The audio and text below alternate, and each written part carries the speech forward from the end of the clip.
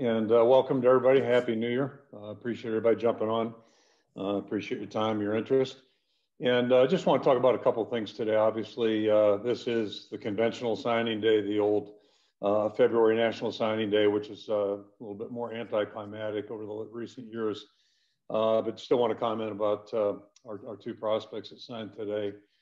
Then just look back on last season briefly and then transition into this year and be happy to answer questions afterwards. So regarding signing day, as you know, we signed two young guys today, Devin Hilson from Des Moines and then Mike Myslinski from Jacksonville, Florida. And both are guys that we've been watching closely. It was a little bit of a challenge with Devin since they played only two games last season. That made our evaluation a little bit more challenging. And then Mike's a guy we've known about for quite some time and have been recruiting really hard for quite some time. So we're just really pleased to have both those guys join the class. That brings us to a class of 19. We think they're both excellent prospects and really will bring something to this class, needless to say. So we're excited to have them join what we think is already a pretty strong class. They pushed it up even higher. So we're really excited about that. And then also Xavier Williams has joined us as a grad transfer. He began here last week. So glad to have him, good to welcome him to our team as well. Yeah, just a couple of words about 2020. Certainly it was a historic year on all levels, basically for everybody, certainly in our country. And really, it's interesting because our program, we try to build things on consistency. And the only consistency last year was the inconsistency we faced basically at every turn. And so it was really an unusual year, a lot of unknowns, a lot of things to work through. And that's just the way it was. And again, it's not unique to a football program. I think all of us as, just Americans have been faced with a lot of really interesting challenges. But, back closer to home, we're just really proud of everyone's efforts, the way everybody was able to adjust, where they were able to adapt to things. And I thought our players did an unbelievably good job. So first item of business on that front is just to thank our medical staff, Dr. Peterson right on down. It was truly a team effort to go through, and the work that our medical staff does, especially our trainers, I think is a lot of times underappreciated. Unless you know somebody personally that's been injured and has to go through a long rehab, a lot of lonely hours, and they spend those hours with those trainers. This year, the trainers ended up doing a lot of things they never signed up for, even dreamed of. Obviously, with the testing, all those kinds of things, running. Guys that were sick to the hotel and helping them with their quarantine situations, all those kinds of things. I mean, I can't even imagine how many hours they spent above and beyond. So it's really been an amazing effort. It's a team effort. And I know this, without their efforts, we never would have had a chance to even begin a season, let alone play a season. So special thanks again to everybody involved, Dr. Peterson, all the people that contributed, conference-wise, et cetera, but especially our trainers here right on campus, Cammie and her staff. And then, for our players, I think, just in a word, if I was going to characterize last year, they were resilient. They just seemed to handle whatever came their way with real depthness. Whatever the challenge might have been, they answered it, and they answered it in a positive way. And I think back to March 13th, none of us had any idea when we left campus. We knew something was going on. We had no idea what we were about to face over the next, 6, 7, 8 months. And there's no reason anybody could even envision what was about to take place. So, we went from thinking it might be a couple of weeks, a couple of months, that type of thing, to, a prolonged period. And I think in a nutshell, you think about us having a chance to play 8 games in 8 straight weeks. I think that just indicates the level of commitment that our players had. They had great support, certainly from the medical staff, as I mentioned, but really a level of commitment from everybody involved. Everybody's on the same page and everybody's pushing to give ourselves a chance at least to get out there and play those 8 games. And, we were prepared to play our 9th and our 10th. Unfortunately, that didn't materialize. But again, the credit really goes to our players for taking the attitude they took and more importantly, taking the steps they took to give us a chance.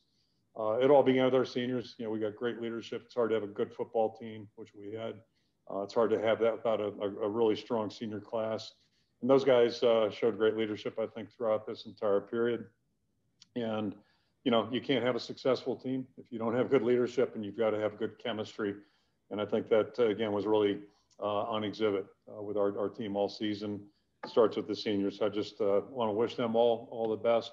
We've got guys that have left the program now and a couple underclassmen that have too. So just very appreciative of all their efforts, their contributions, and certainly wish everybody the best as they move into their next phase of life. And that's what college is all about, and certainly college football. But just a really, really special group of guys and a special football team. So happy about that.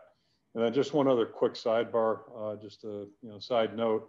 The other obvious change I think that's really been affected everywhere. It's going to affect everybody in college football is just the portal and that whole phenomena. And I know you probably have more stats than I do on that. I was on a conference call about a month ago that a national coaches call, and they referenced how many people are in the portal right now.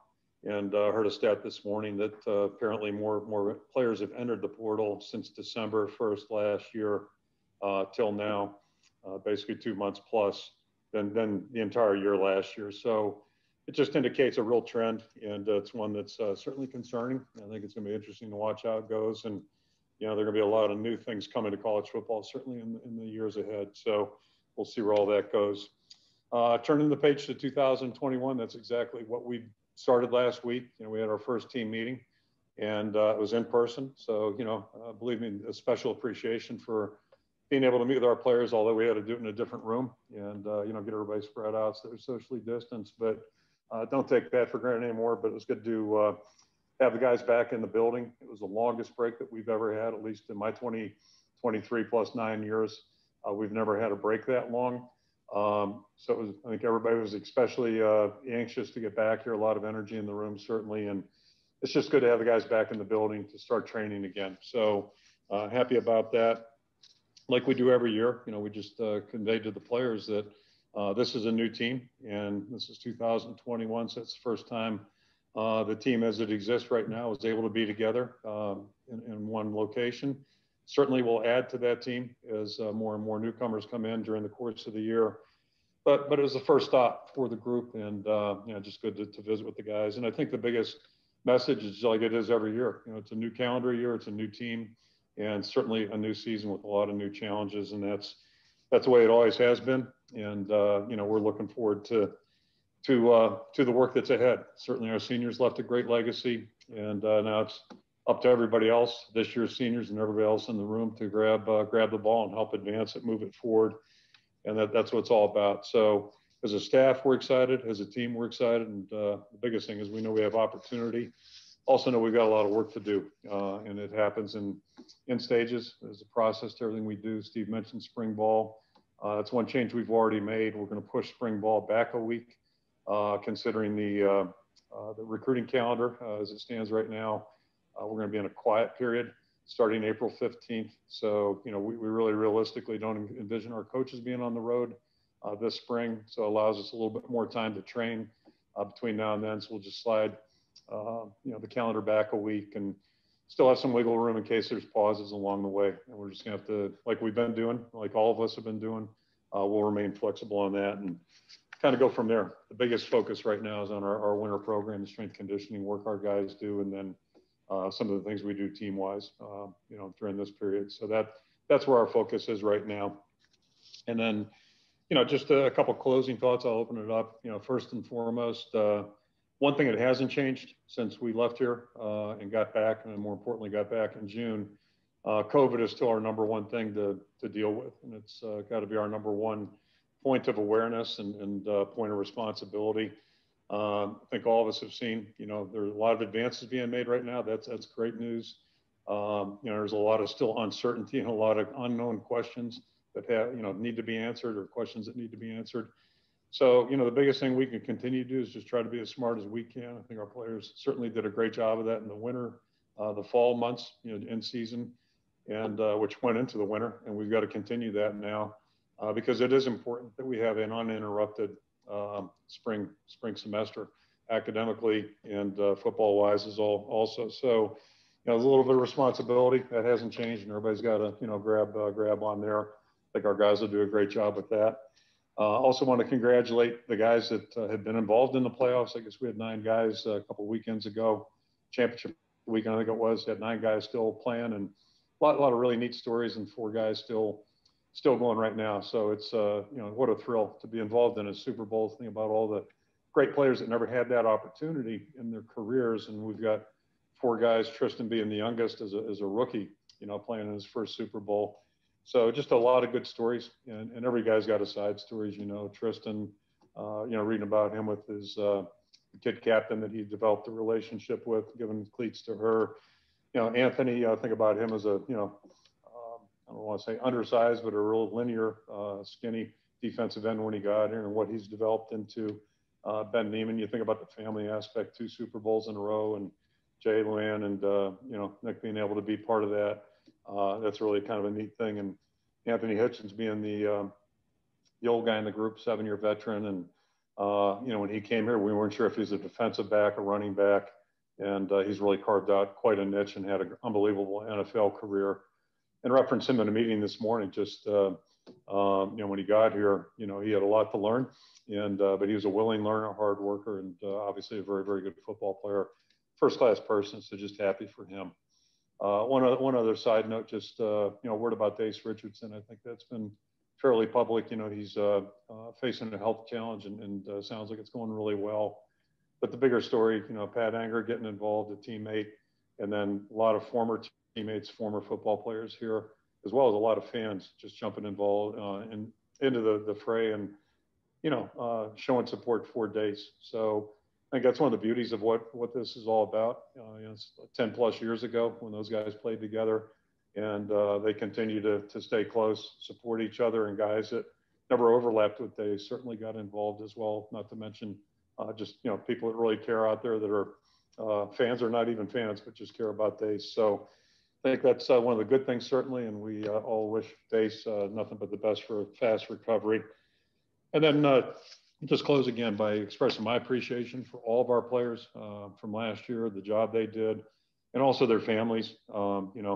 Nobody gets anywhere on their own, and certainly the family support last year was extremely critical, and the parents were just absolutely fantastic under very tough, trying circumstances. So happy about that. And again, I can speak on behalf of the entire staff, everybody involved. Certainly I can speak on my own behalf.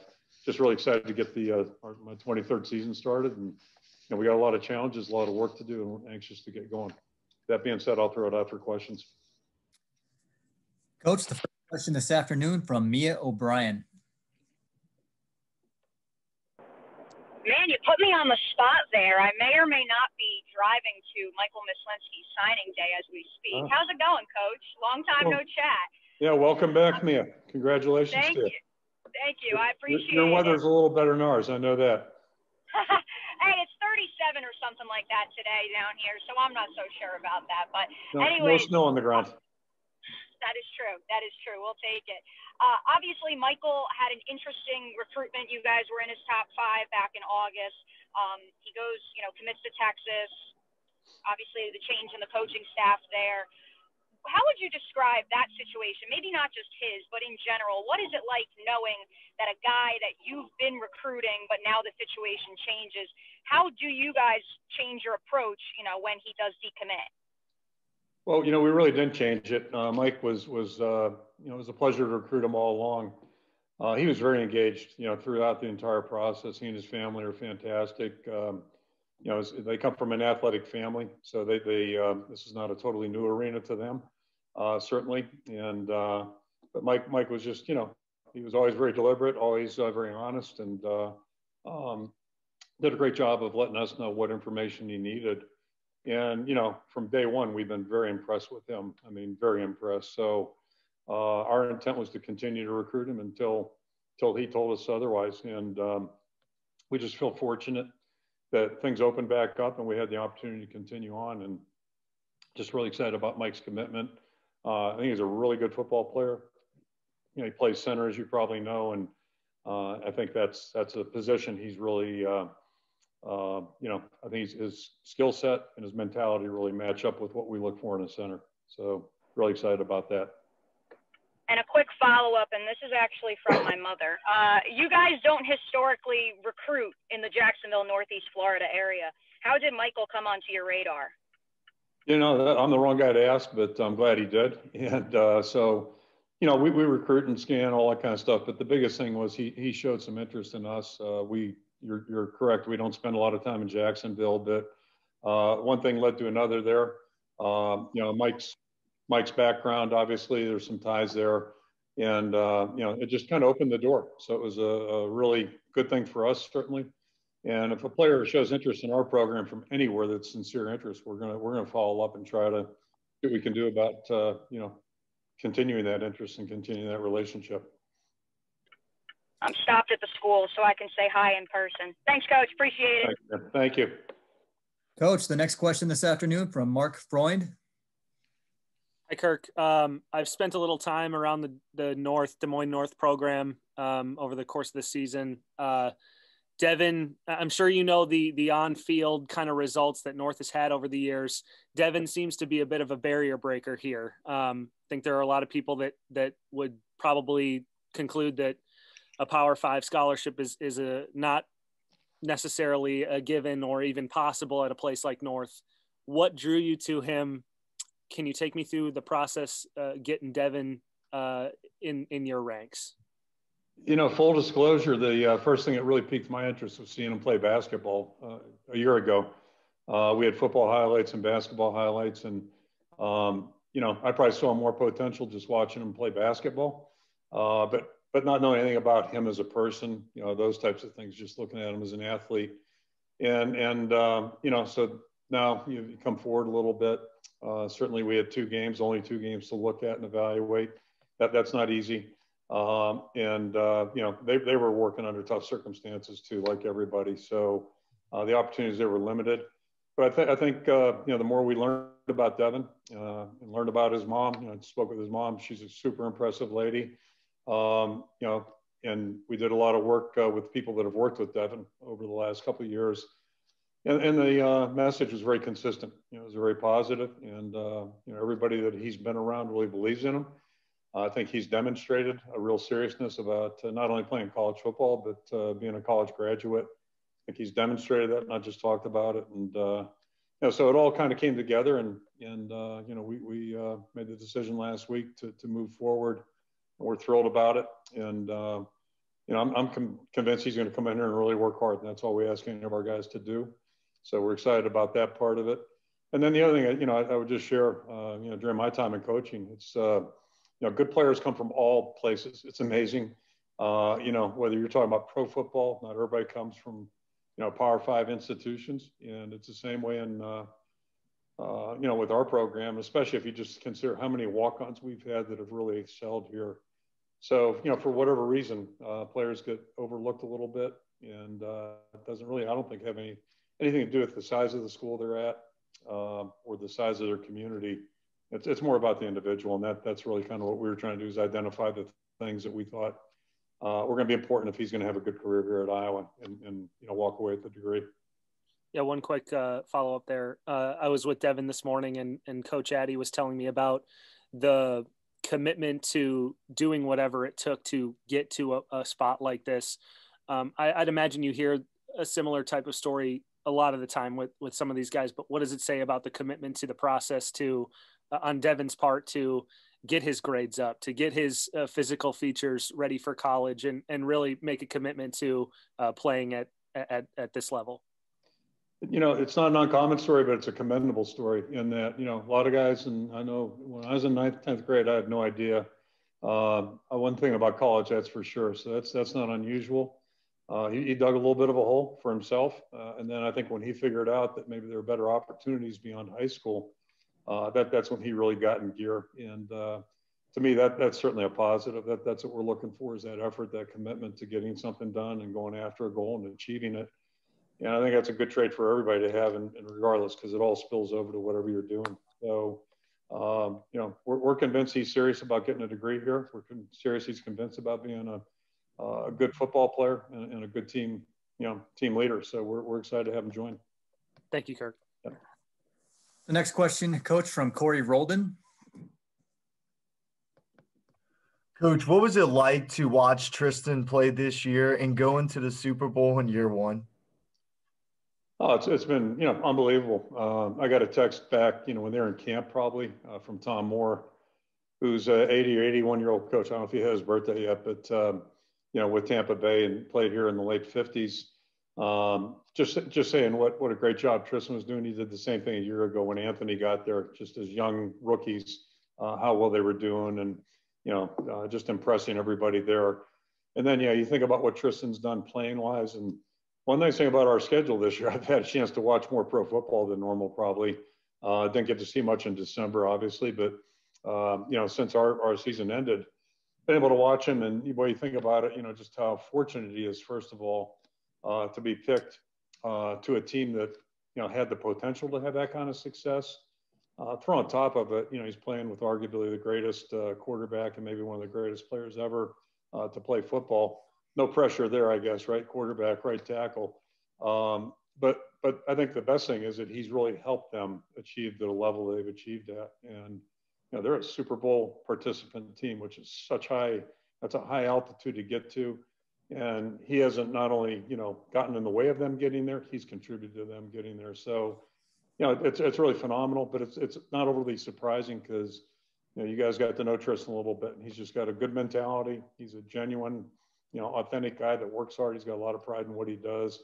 And, whatever it's going to take to be successful, he's going to dedicate the time and energy towards that. So I think he's done that. And the good news for him is he's just going to keep getting better. He's got tremendous potential still. Excuse me. The next question from Chad Leistico. Hey, Kirk, I got a million questions here. I'll try to zero in on a couple. I got to interject. I'm still struggling with this Zoom existence. We have the Hollywood squares up there. I know you guys are in there somewhere, but I just like this. I still detest all this. It's better than nothing, so I'm glad we're together. But anyway. Yeah, I'm looking I forward still can't get through this, Yeah. I'm looking forward to the in-person someday. Hopefully sooner than later. Yeah. A couple additions, I guess, in your secondary that maybe I wasn't expecting. Can you where do you see Xavier Williams projecting if he comes in as a safety and corner, and also Matt Hankins? What conversations did you have with him about coming back, and what difference does that make to your secondary? I'll start with Matt. As you know, recent trend has been, we've been having guys leave and decide they're going to move on to the next stage of their lives. And I think there's a biological clock for everybody. Matt did play as a freshman, so that probably affected it. But I think he took his time. He was methodical about it. We didn't provide a lot of information. I think he got some on his own. But I think what it all came down to when he settled down and settled in, I think he came to the conclusion another year of football would be good for him. And, that's just, he's excited to be back here. And that's one thing I make clear to anybody that's thinking about, maybe leaving or staying. There's no sense staying if your heart isn't in it and you don't have both feet right here firm and, committed to it. So he's enthused about it. Just saw him about 2 hours ago and doing well. So he's enthused about that. But it was strictly, it was his decision all the way. And, got Zach Van Valkenburg, same thing. Zach's a year older yet. He just felt like this was the right thing for him to do. So we're thrilled about that. Same with the other guys. Max Cooper, a little different because he did, have a red shirt available. But Caleb and Austin, just great to have those guys back. So, happy about that. But, I think it's really to the point now where, guys, they get to a point where they feel like, hey, it's time to move on to my next step or, come back, and that we feel good about that part. So Matt will be back, and then Xavier, we'll probably start him out at corner, but we think he's got position flexibility, and it's a long year, it's a long road ahead. So we're just anxious to get him on the field in spring football and learn more about him as a player. Seems like a tremendous young man. Been very impressed with my interactions with him, and happy he's joining our football team. Coach, the next question from John Bowenkamp. Hey, Kirk, how much did the pandemic affect completing this class? And do you think it's got you behind a little bit on the next class with some of the limitations you guys have had about not getting out, that sort of thing? Yeah, I mean, we're thrilled about this class, the one we just signed and just, completed today. And as I've said before, in some strange way, I feel like I know these prospects better than a normal year, just because we had so much time to dedicate towards it back when we should have been having spring practice, should have been, in a summer program, all those kinds of things. So in some strange way, I think it was almost a benefit. Not that we want to go through that again. But where we are missing out right now is, we didn't have a chance to evaluate last spring. Nobody could go out on the road. Our coaches couldn't be out in schools. We weren't able to have camps on campus where we not only, are identifying prospects for this current year, but also for years in advance. You you learn things about people then. And, couldn't go out during the fall, needless to say. And then the last couple of weeks, normally we'd be on the road in January when we're sitting here. So it's going to be a challenge for us. You have to try to go off film. There are a lot of people that didn't play high school football this year. So you can imagine the challenges there, right? And the NFL is going to go through a series of challenges, I think, with this draft that are going to be unique. And we're going to feel that too as we move forward. All that being said, everybody's facing the same challenge. And so you just got to try to figure out a way to do it as best you can and go from there. We don't have a particularly large class to recruit next year. I guess maybe that's a lucky break for us, but we'll still go about the process the same way. And when we offer a scholarship, it's still every bit as significant, whether we're offering 5 in a year or 25. You just want to make sure you really do your due diligence and get every bit of information you can. So it's going to be a little bit different this year. It's going to be a bigger challenge. The next question, Coach, from Scott Docterman. Hi, Kirk. How are you today? Good, Scott. How about you? I'm doing great. I know when you talk about competitions, you pretty much say every position is a competition, and shame on somebody like this year would be Tyler Linderbaum for losing his job. But what kind of evaluation and competition do you expect at quarterback this spring and beyond? I mean, would you consider it open, fully open, Spencer's job to lose, or is his job just, or is he solidly at quarterback going forward? If it was Nate Stanley, 3-year starter, probably a different discussion. But, I thought, let's go back to Spencer just, specifically. As I said all fall long, I thought he did a really quality job considering the circumstances. And I asked everybody to keep that in mind, which is tough to do when you're watching games. I get that. But you think about a guy that didn't have spring football, didn't have that opportunity afforded him.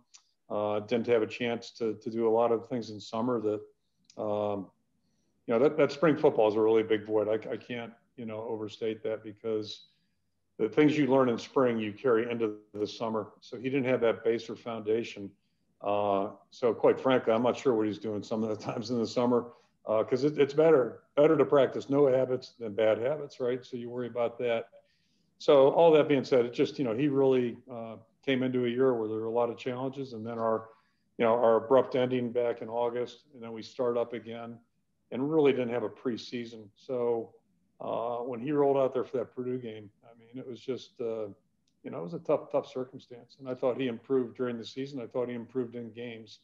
So all that being said, we have great belief in him. He's a tremendous guy, a tremendous leader. And, he let us, he won as a starting quarterback. We won 75% of our games. So that's not shabby. And, but we expect him to improve like we expect everybody to.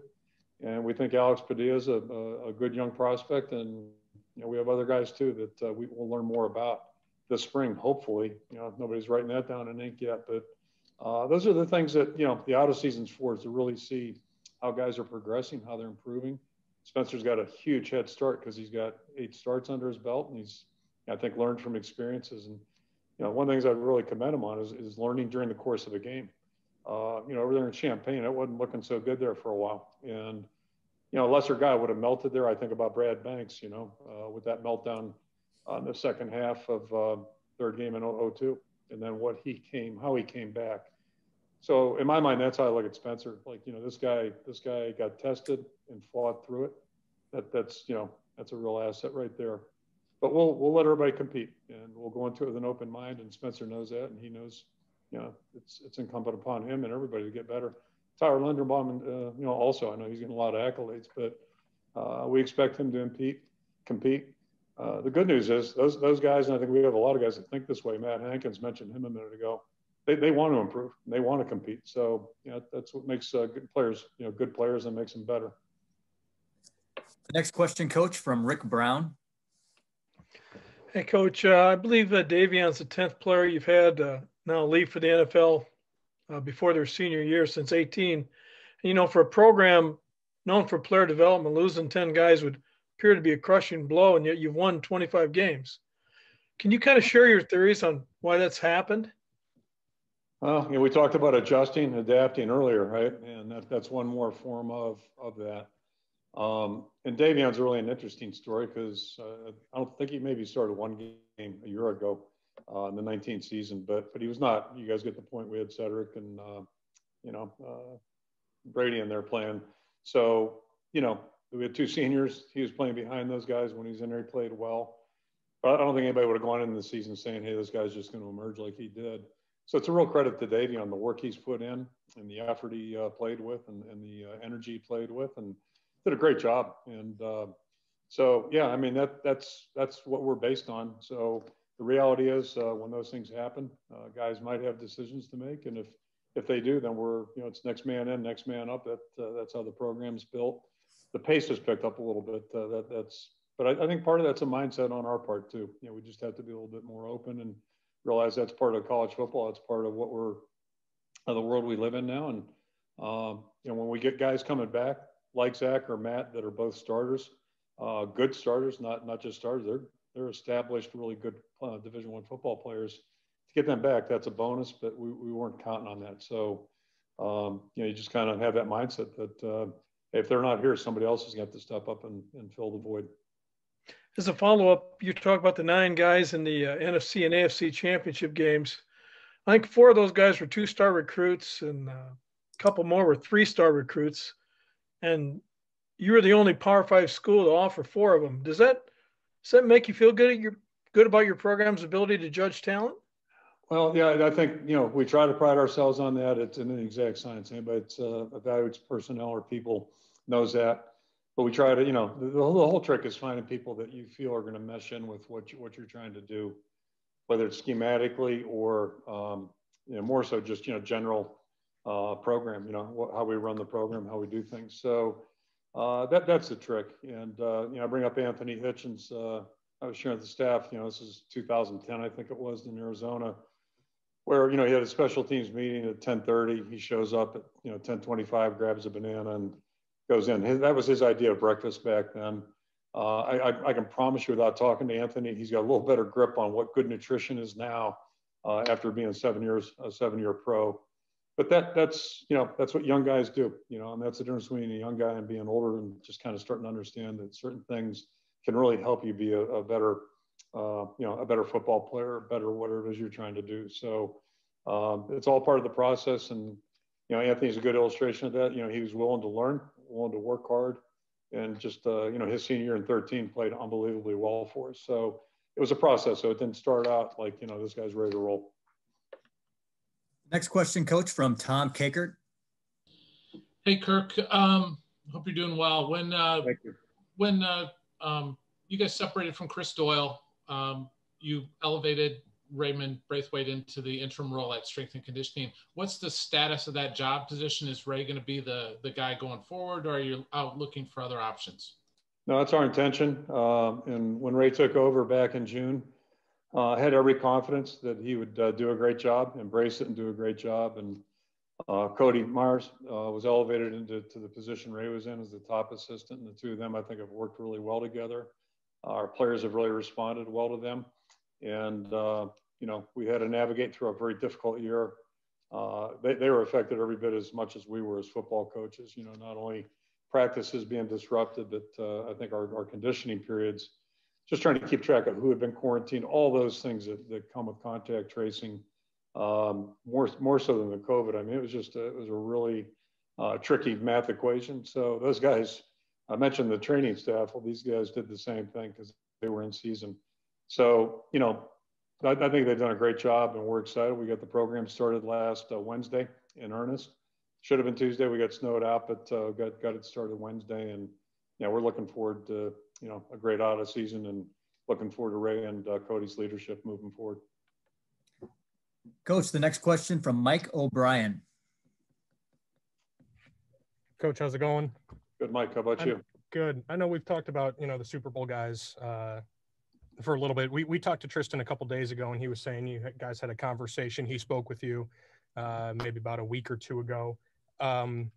If you would like to, can you share kind of what that conversation is, what you tell guys in that position?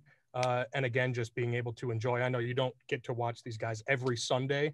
I'd imagine you have the Super Bowl off of work and are able to watch, and plan on it. Yeah. And the stuff like that never gets old for you, I imagine. Yeah. We don't work that hard. Coaches always say they work hard. We're going to watch the Super Bowl. So, and we'll have the weekend off. This is the out of season. If you don't do it now, you're crazy. So, but yeah, just the message is, and for the record, I've never coached in a Super Bowl. Certainly I didn't play in one. But, I imagine it's the same message he's hearing from Coach Arians and the guys are hearing from Coach Reed. Things don't change. The circumstances certainly are different than any game Tristan's ever played in.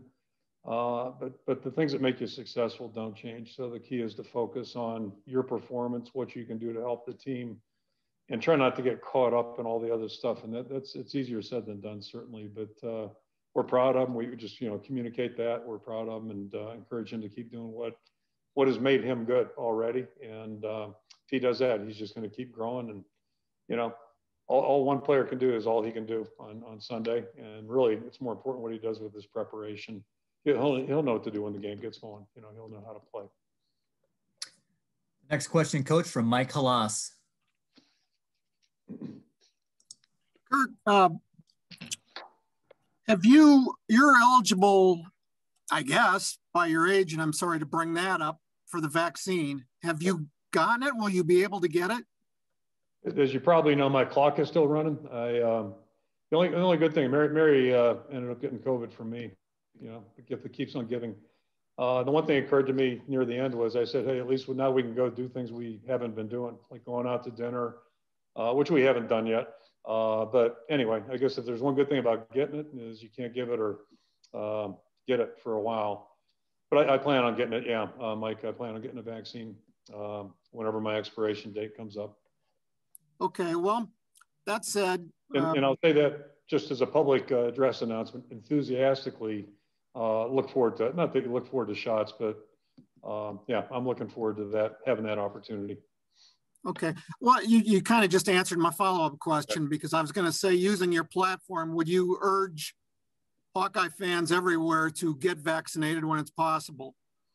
I'm certainly no medical expert, but all the smart people I talk to, there's no doubt in my mind. So when I get that opportunity, there's no question I'm going to take advantage of that and, keep our fingers crossed afterwards. But I think everything that any of us can do to help, put a damper on this thing is, it's what we should do. Coach, the next question from Mark Emmert. Yeah, Kirk, I understand you met with Broderick Binns at least once, maybe more than once by now. Could you share with us what the tone of that meeting was, what the value of that meeting was, and what steps you're going to take going forward now to kind of improve the things that were mentioned in last summer's report? Yeah, it's. I think the most important work, quite frankly, has already been addressed and been done. And I think a couple things. The most important thing of all this is whatever we did learn, and whatever tweaks, changes we may have made. We got to live by that now. Make sure that we're consistent in our actions. I think we're also need to be consistent with our dialogue to make sure if there are things that get off the tracks, or if there's something else that needs to be addressed or discussed, then we need to have those conversations, and not wait. And then the other part to me, the second focus, and we're kind of in that stage right now, is to look at other things that we can do structurally or whatever, educationally, et cetera, programming, just to keep the dialogue going. So, the department's done a couple things already with some speakers, outside people, obviously by Zoom. I think they've been productive. Broderick met with our staff last week. That was a really hour meeting that went about hour 45, hour 50. So in a good way, like a lot of good discussion. And I was got off the phone with them a little while ago about future planning for the staff, but more importantly, opportunities for our team, and just kind of integrate that into our out of season program and, carry it in season 2 where appropriate. But, we're just, it's a new year. And I'm not going to say it's like 14, 15, where we just, tore a lot of things up and just kind of reframed a lot of things. But there are some similarities. We're, one downside of being somewhere for a while and having a staff that's been consistent Sometimes the analogy I give you is, you get a playbook that should be 3 inches and all of a sudden it's 6 inches. And 5, 6 years later, somebody says, hey, why do we call this, that? Well, it's because, Joe Smith said it 7 years ago. Nobody knows why, but that's what we call it. So, we kind of go through that exercise. And I'd say this year, our focus has been more on some perimeter things, kind of an extension of what we did back in the summertime. The next question is from Leah Van of the Cedar Rapids Gazette. Welcome, Leah. Hi, Coach. This is Leah. Nice to meet you virtually. I will say welcome as well. So, thank you. My question's on Ben Neiman. I was just wondering, what do you think it is about him that has enabled him to, work his way up from an undrafted free agent to all of a sudden being a two-time Super Bowl contending team? Yeah, first thing, Leah, you don't make an NFL team by accident. And, when you're a first-round draft pick like Tristan we talked about earlier, that's a little different circumstance. But at some point, you have to back it up. And when you go in at the other end as a free agent, you do have to draw attention to yourself. And the thing I think, the best way as we talk to our players, the best way to be successful in anything you do, but certainly in the NFL camp, is be consistent. Show up every day, be more than on time, and be ready to go. Same things we ask our guys to do here. And then, if you can develop a consistency about you, and they all, coaches realize guys are going to make mistakes, especially in it's a step up, tougher competition, new learning curve, etc. But the key is not making those mistakes frequently. Eliminating those things, showing them that you can learn, showing them that you will compete. You've got enough capabilities. And I wasn't surprised Ben wasn't drafted, but it wouldn't have surprised me had he been drafted. I think Ben maybe a little underappreciated by the NFL. I don't mean that in a critical way, but he was a 4-year player, not a 5th-year guy. So he still had a lot of maturation in my mind ahead. It's one thing I learned when I coached in the NFL. Those guys, they grow and develop too, especially in their first couple, 3, 4 years. So we felt like he had a lot of upside that way. Highly intelligent, works at it, great. And I say intelligent, football intelligence. Just all those things. And he's very versatile. So, he's really carved out quite a niche already, playing a lot of sub defense for him. So that's a lot of snaps in a game. And then, playing on special teams very well like he did here. So he's given himself every chance to be successful. And then most importantly, he's done it on a consistent basis. And excuse me, he was like that from day one with us. Nick's done the same. And just really happy for him. And then, like I mentioned, Tristan, first year ends up in the Super Bowl. How about that? How about Ben Neiman 2 in a row? And, you think about guys that, never had that opportunity. So it's a really neat thing, really neat story. Just to follow up on that, you've got 2 Hawkeyes on each team. Who are you rooting for? Just slide to the winning team. That's easy. No problem. So, fair weather fan, right? No, I'm just going to enjoy the game. I mean, it's what a matchup it is. So just enjoy the game. Coach, we got 3 more hands over here in the waiting room. So we will start with Chad and move on to Scott and wrap things up with Tom Kakert. So the next question from Chad Leistico. Hey, Kirk, as you know, you've referenced, missing spring practice was such a big deal for the quarterback position. I guess, given that Alex and Deuce in particular, didn't get a spring last year, will you make some special, plans, to give them, a full and fair shot to show what they can do, at the quarterback position this spring?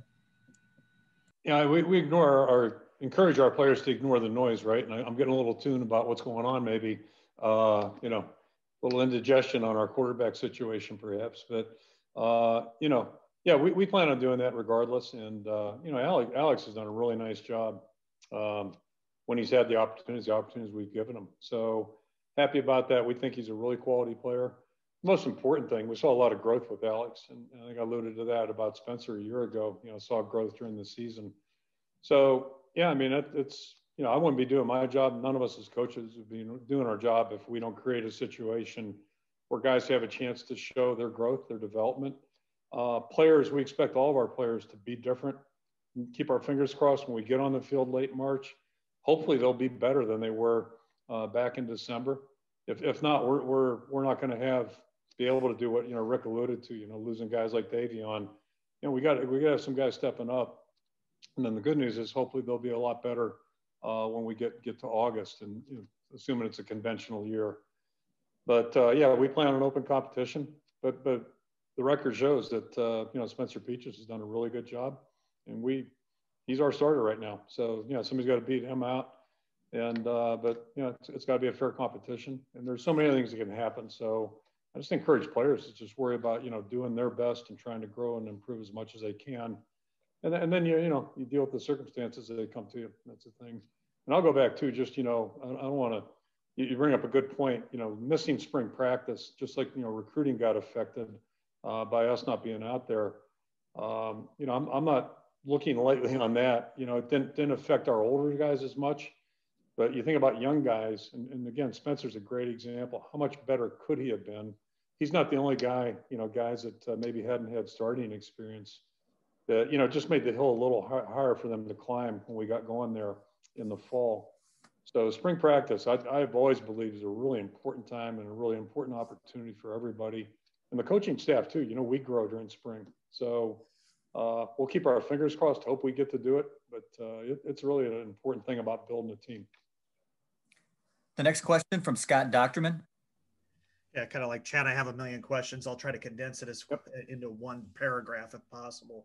But I guess, first of all, a couple of players I was interested. McCall isn't listed. I know he opted out last year. I assume that he's not coming back. Is that fair?